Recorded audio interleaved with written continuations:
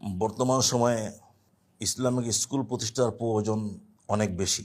আমাদের বুজুর্গানের দিন বেশ ক বছর আগে থেকে বলে এসেছেন যে তোমরা ইসলামিক স্কুল করো, কেননা স্কুল কলেজগুলিতে যা শিক্ষা দেওয়া হয়, এর যে শিক্ষা কারিকুলাম, তো এর উপরে যে শিক্ষার্থীরা গড়ে ওঠে দ্বীনের সঙ্গে, ইসলামের সঙ্গে এদের কোনো সম্পর্ক থাকে না।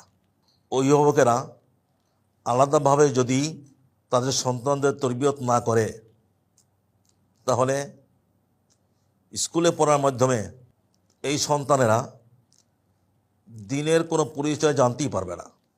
দ্বীন কি, ইসলাম কি, আল্লাহ কি, কিতাব কি, আখেরাত কি, এসবের সঙ্গে তাদের কোনো সম্পর্কই থাকবে না। সম্পূর্ণ ধর্ম বিমুখ রূপে গড়ে উঠবে এবং এক পর্যায়ে নাস্তিক হয়ে যাবে। দিন দিন স্কুলের সিলেবাসগুলিতে এভাবেই তৈরি করা হচ্ছে যে এতে দ্বীনের সঙ্গে কোনো সম্পর্কই নেই, বরং আরও কি সব জগা খিচুড়ি বিষয় শিক্ষা দেওয়া হয়, পৌত্তলিকতা শেখানো হয়, সংস্কৃতির নামে এমন সব বিষয়ে ওতে নিয়ে আসা হয়েছে যা পড়লে একজন শিক্ষার্থী তার নিজের অজান্তেই ধর্মের বাইরে চলে যাবে। তার চিন্তা ভাবনা গড়ে উঠবেই বেদিনীভাবে। আমরা মনে করি এটা একটা ষড়যন্ত্র। যারা ধর্মদ্রোহী তারা চায় যে স্কুল কলেজের শিক্ষার মাধ্যমে শিক্ষার্থীরা বেদিন রূপে গড়ে উঠুক।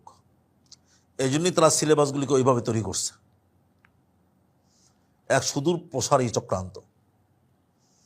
ওর থেকে বাঁচানোর জন্যে আমাদের নিজেদের উদ্যোগে স্কুল করা দরকার,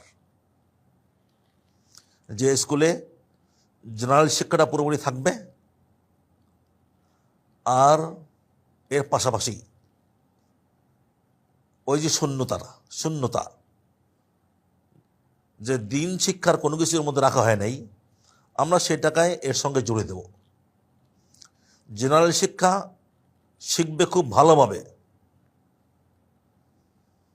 প্রত্যেকটা বিষয়ে শিক্ষার্থী সুযোগ্য রূপে গড়ে উঠবে, আর পাশাপাশি সে তার দিন, ইসলাম এসবের সঙ্গে পরিচিত হবে, এগুলি শিখব এবং এর চর্চাও করবে।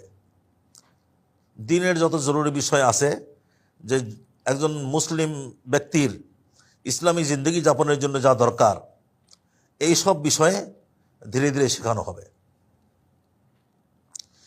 আলহামদুলিল্লাহ,